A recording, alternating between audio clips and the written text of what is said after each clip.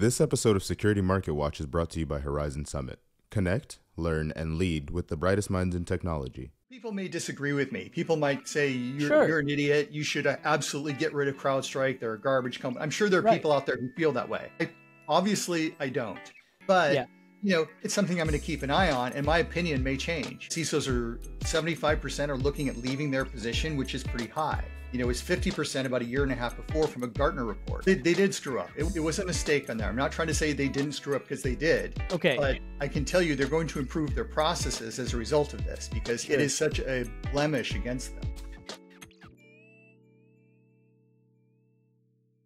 I'm here today with Matt Webster, CEO and CISO at Cyvergence, aka the 360-degree cyber resilience company. Matt, welcome to Security Market Watch. Thank you very much, Josh. We've had a chance to catch up a little bit at the end of the last Horizon Summit in New York City. That's where we met in person, and we had an interesting conversation. I learned a little bit about your company, about the services that you provide, and really intrigued by what you're doing, because what you're trying to do really is to provide a 360-degree view, a very holistic view of cybersecurity for companies, right? So you work with leadership, you really give them insight from assessments to risk, to management, to training, providing a holistic view from the top down and the bottom up of cybersecurity for companies. So talking to you is a pleasure. It is my honor to host you on this show today, and I'm really glad that you've been so gracious with your time to be able to talk to us today about some of the things that you're doing over at Cyvergence, and maybe we even get into a little bit of the whole CrowdStrike debacle. Sure. Right? Sounds good. So Matt, for those who are not familiar with Cyvergence, could you give us a little bit of a background on what Cyvergence is, and what was your origin story? How did this even come about? What was the conception of Cyvergence? So there's a lot of things to go into there because that's like a very deep subject. I mean, for a little bit of my background first, because I think that's going to be very helpful for people to understand. I am a former Chief Information Security Officer 3 times over before starting Cyvergence. One of those was a global chief information security officer. I do have a sales background and some other things as well, and a long history in IT. I've worked with more than 10 cybersecurity frameworks, have made mistakes myself, and I have witnessed others making mistakes over the years. And so what Cyvergence is starting to build and grow from a lot of what I've seen out there. And a lot of this has to do with that business alignment with cybersecurity and IT being part of that journey. So I will focus on some things like business impact analysis and disaster recovery plans and a whole bunch of other things, including like incident response and some other things. So part of what I'm trying to do is get a holistic view of cybersecurity. Cybersecurity does not exist in a vacuum. We have seen that CISOs are leaving in droves in jobs. I mean, from a report from Ian's, CISOs are 75% are looking at leaving their position, which is pretty high. It's 50% about a year and a half before from a Gartner report. Those are very concerning numbers. The average lifespan of a CISO, it depends on the report, but I've seen in my time anywhere between 14 and 24 months is the average lifespan. But the average lifespan of the average C-level executive is 5.3 years. So this is pretty drastic. This is pretty concerning. So there's obviously a lot of things that are going on. But it has been my fortune to work in some good organizations that have really built up and have done the right things. They have asked the right questions, and they've gotten this right business alignment. And so part of what I'm doing with Cyvergence is starting to create that business alignment. Whether you're talking about enterprise risk management, whether you're talking with, hey, let's educate the board of directors and the CEO how to create a successful program. Some of that is going to be on their shoulders, but some of that is going to be on the shoulders of the CISO. I think that there are things that need to change across the board. And there's a lot of understanding about where do the CISOs come from and some of these others, but it's trying to build those bridges across the board, really taking a look at a 360 view of cybersecurity. In essence, that's what I'm trying to build right now, is something that's going to create success for cybersecurity. Because right now we look at the threat landscape, we were above 10 trillion in terms of the amount of cybercrime in 2023. 4 years from now, it's going to be roughly double. From some of the estimates that I'm seeing. So if you're looking at double the number of risks, double the amount of cybercrime, it's going to be absolutely horrible out there because it is growing. And unfortunately, crime does pay. Nobody likes to say that, but that's just the reality. And then companies are forced to defend themselves. Now, there's a lot of new resources that are coming out, but you have to have the right people, processes, and technologies in place.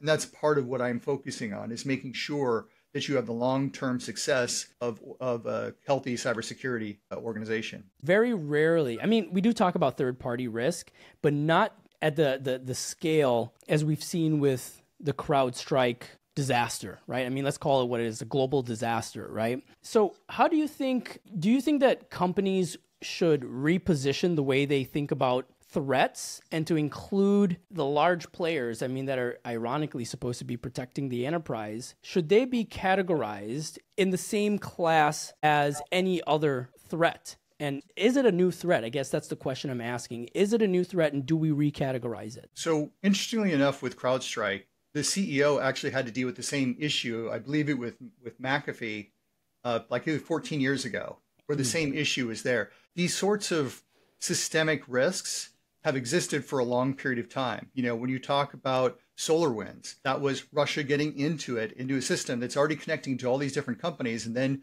putting out ransomware and malware out to all these other organizations. We've seen the same thing with other sorts of major products on the market. Now, the scale is what makes this so different. I mean, it shut down, when you were looking at the planes that are out there, it virtually shut down the whole United States airspace. That scale is where things are very concerning. And what's important, I think, for companies to really think about, how important are those backups and to have those conversations. When you talk about an airline, for example, and the worst case I've ever seen of this, and this I heard about, let's call it a decade ago, they were working off of Windows 3.11. And that was a major system in the airport. And I think it was in France. And that system finally went down. It was like 15 years old. And the system finally was shot. It just couldn't do anything. They did not have the appropriate infrastructure and the appropriate levels of protection. They hadn't talked about 5.9s.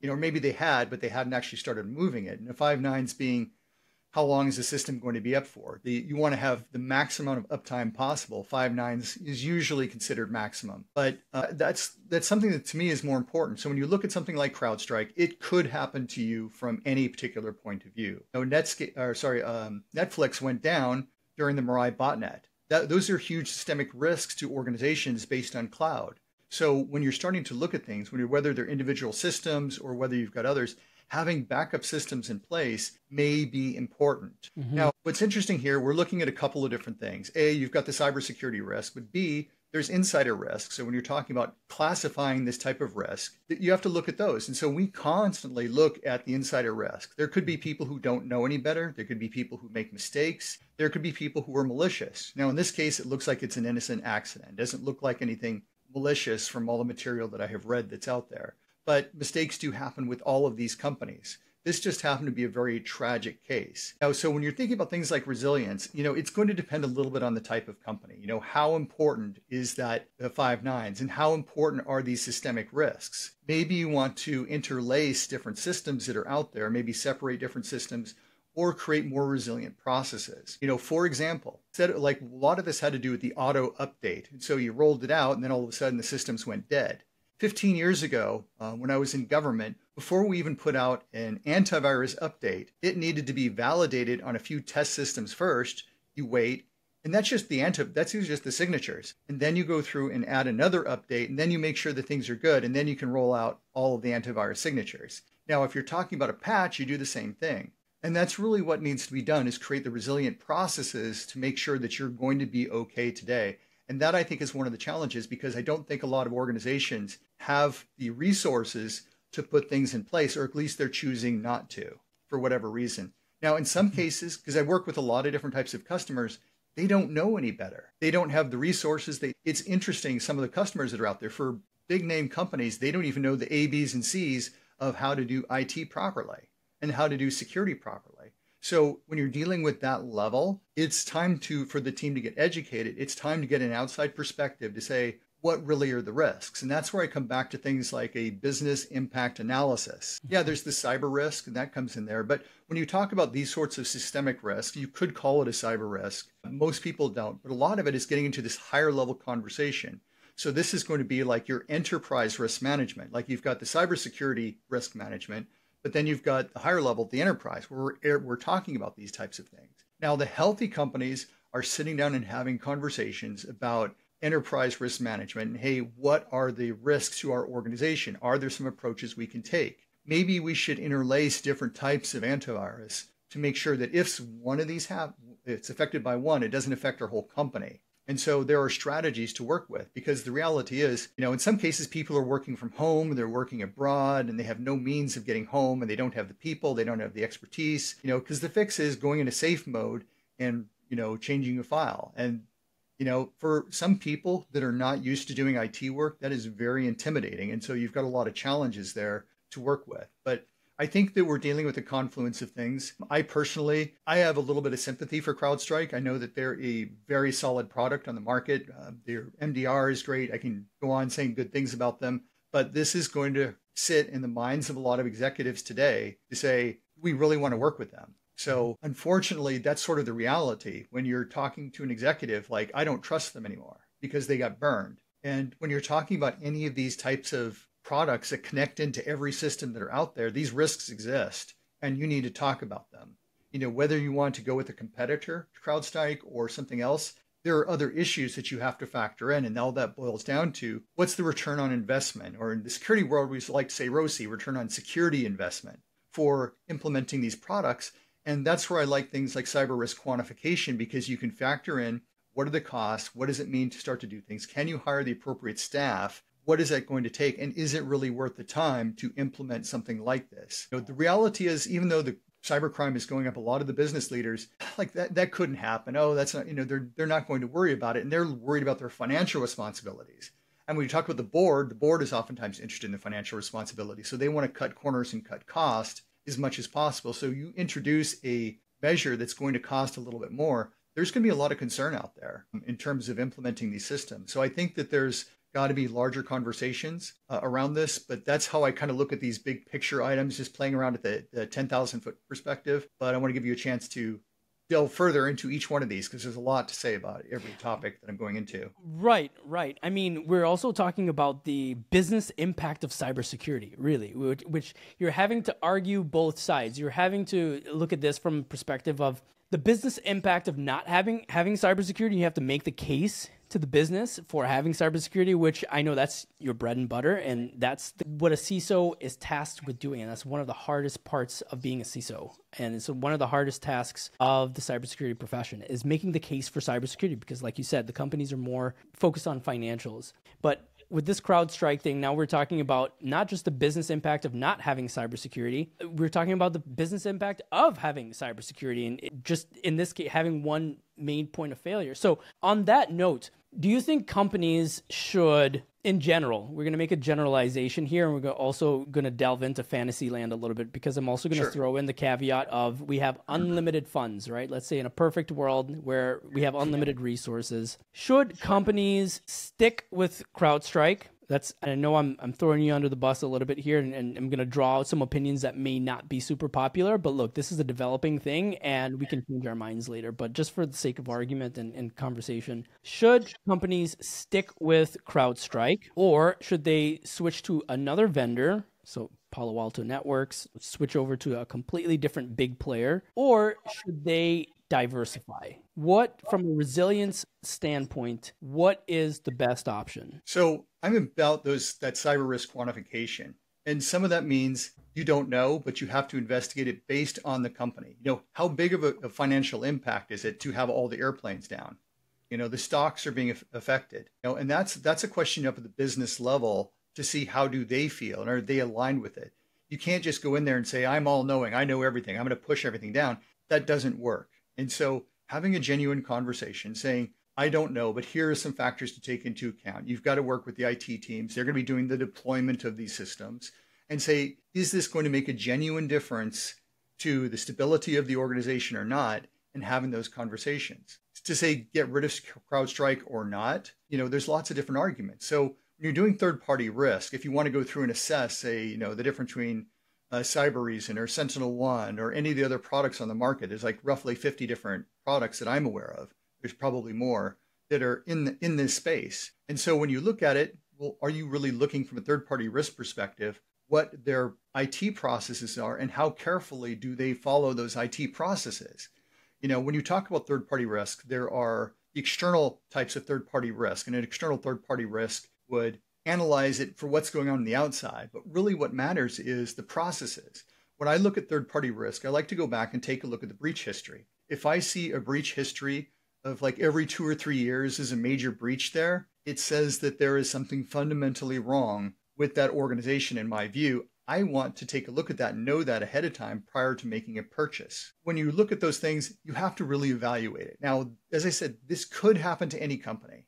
There are some special situations that make it a little bit unique that you could sit down and argue about. But to me, this goes back to that cost-benefit analysis. Is it really worthwhile to invest in it for your organization? In some cases, the answer is going to be yes. But the other hand, when you go through and you send out a questionnaire for third-party risk and you ask those kind of questions, they may know that these are hot-button items. What are your IT processes? Do you make sure that developers don't have access to production? How do you roll out those releases? You can get this fine-tuned analysis to try to figure out, well, how strong is their program?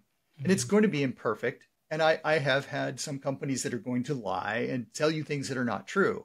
But in general, I find that there is a lot of good feedback that I get from those and am able to make a good determination. What the reality is, though, and I've done this from an ERM perspective, and I've seen this in other organizations too, where you get, what's the business value? What is the security value? What's the IT value? And sort of mix all this stuff together to say, what really are the challenges here? How much are you going to save by using product X and product Y? And how much of an impact is that going to be? We don't hear about it as much from a small vendor because they don't cover as much surface. They're not touching as many systems that are out there, whether they're Windows systems, Linux systems, or others. And that's really what it comes down to is kind of doing some serious thinking and do some serious math to figure out. Because when you're talking about something as big as, an airline, that's huge. There are so many systems that are involved. It is a massive conversation. It could be that it's not really worthwhile for your organization, but it could be, we just lost $20 billion in a day. We better get our act together and start getting the right systems in place. And so those are good questions I think that companies should be having the conversation about. Now it's like business impact analysis, typically, or BIAs are typically pooed upon, but until the reality hits of what's going on, like we saw that with Change Healthcare. That was another big hit to healthcare organizations. It had a system out there that didn't have multi-factor authentication. Threat actors got in there, and then all of a sudden it was down for months. So companies were scrambling to get an alternate strategy in place. And so to me, this is part of what cyber risk should be paying attention to, because that is a strategic risk to an organization to have one payee system that's in there. You should always have a backup to make sure that, hey, you've got one thing working, one thing not working. Let's at least use this alternate. And so using these strategies. So like, for example, when I was in government, we had multiple types of firewalls. You had to have one external firewall of one type. Well, then after you had the web servers, then behind that, you had a different type of firewall. And there becomes different types of risks, because now you need firewall engineers and experts who know the configurations of multiple types of firewalls. We had 3 different types of firewalls for one set of systems. And this was a requirement that we had to have. But in the end, you end up really protecting the organization, because what happens if you've got a really serious vulnerability for the external firewall? You want them to cut through that and get through the entire firewall and get through your entire network? Probably not. Most of us don't want that. So it's an expensive approach, what I'm talking about. But in some cases, it's not worthwhile. In some cases, it very much is worthwhile, and it's worth having those discussions. So what I'm about is having the conversation in your organization. I can't be dictatorial and say, you must do this, you must do that, because that just simply isn't true. Does that help? So your answer is, it depends. It's a classic IT answer, I know. Yeah, and it's going to take a whole lot of money. Well, let me see if I could take it depends. I mean, there are other approaches you can take. Let's say if you use the top 2. So if you had CrowdStrike and then number 2 in place, and you know that you're covering yourself pretty good, you might be okay. You might be on thin down service, but that might be, from a business standpoint, completely acceptable. And so you come up with what's reasonable for your organization. Let me see if I could I'll take a stab at simplifying it in a way that I understand. Just I've been absorbing everything that you've been saying like a sponge. So let's see if I could regurgitate it in a Sure. simplified fashion. What you're saying is that really when you do that BIA, it'll tell you that sort of analysis. If you start there, that tells you one, what systems you have in place and how those systems could be affected and what systems can affect that. So that would affect your vendor choice and your systems that you purchase and all that. And the other part of that is that CrowdStrike really, they didn't really screw up here, and it could have been any other company. No. Right? So, well, they did screw up. It was a mistake on there. I'm not trying to say they didn't screw up because they did. Okay. But I can tell you they're going to improve their processes as a result of this because it is such a blemish against them. So they did screw up. Says. Yeah, it's sort of when these things, it happened with SolarWinds too.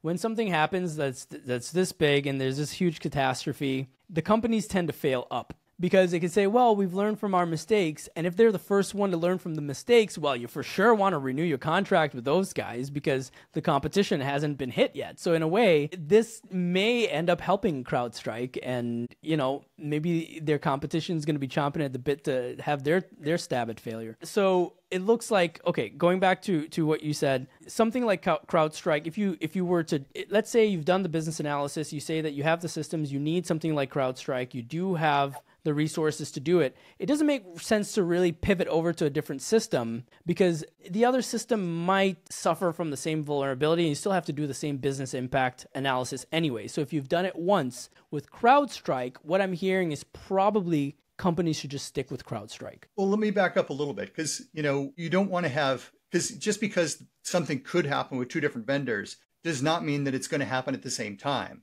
So CrowdStrike took a hit, but let's say if you had SentinelOne in place, they didn't get hit at the same time. So if you've got enough systems out there to really move and get things done, you might be perfectly okay at this point. And so that's one acceptable approach that you could take. I'm not saying that it's right for every organization. It creates additional levels of complexity. You've got different systems with different capabilities. And I've seen it in organizations that are in this transition phase, with malware streaming through the environment. Part of it will be hit. Part of it won't because of the antivirus that they had in place. And I'm using antivirus as a general for next generation antivirus with endpoint detection and response and managed detection and response. There's a lot to go into there, and that's something we could explore just as part of it. But that's a tiny part of the processes. Also, business impact analysis, you could do them once, but really it's that third-party risk that you go and map against that business impact. And so the business impact only needs to be done once. You don't need to do it for each individual system. You just have to take a look at it and say, what's the larger context for that? And look at the third-party risk information to say, hey, what are the risks of this happening again? And if I were to see this, let's say every year CrowdStrike starts having the same issue, I'd start going, you know what? CrowdStrike is not doing a good job here. There's clearly some issues. Let's go on. Begrudgingly allow them to have one failure like this from my perspective, but it is a concern. My concern is when situations like this, let's say a lot of companies decide they're going to move away from CrowdStrike. And so then they take a 50% hit to the number of people that are actually utilizing their product. Are they able to maintain the same standards they had before? And that's a question. I don't have the answer for that, but that would be a concern of mine. But then you can start looking at these other products as well. Maybe they've got a better process in place. Maybe they don't. But that's why you really need to sit down and understand the third-party risk and make sure that you continually evaluate this. So I would put into like contracts. I'm really big on making sure the contracts are in place. But if you have a contract that says you can go back and analyze them at a later point in time from a third-party perspective, you can kind of start to understand where that systemic risk comes from. And so those are just a few of the strategies I would use, because you can't use a single strategy and think, I'm going to solve everything. Here's my silver bullet, because really it takes teamwork and multiple people looking at things from multiple sides to really come together to make sure the situation is going in a good direction. Matt, you are a well of knowledge, my friend. I really appreciate your time today. Again, I wish we had more time to talk about this stuff, but they tell me that if podcasts run for more than 30 minutes, I'll lose my audience. So we should wrap it up there. Is there anything that we didn't cover that we should have covered that you want people to know? And what is top of mind for you? And what is the message that you want to put out there? If you don't know, if you're running into problems or challenges within your organization, bringing in an outside organization to start those conversations and to understand what those challenges are is incredibly important.